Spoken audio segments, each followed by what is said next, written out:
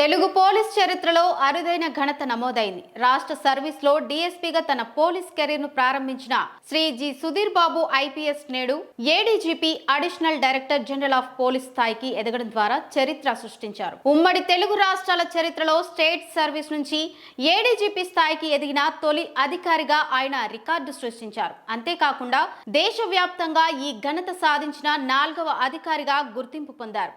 37 సంవత్సరాల సుదీర్ఘ పోలీస్ సేవ అనంతరం 2025 డిసెంబర్లో ఆయనకు ఈ కీలక పదోన్నతి లభించింది. కర్తవ్యనిష్ట, సమర్థవంతమైన నాయకత్వం, నేర నియంత్రణలో ప్రతిభతో ఆయన పోలీస్ శాఖలో ప్రత్యేక గుర్తింపు సాధించారు.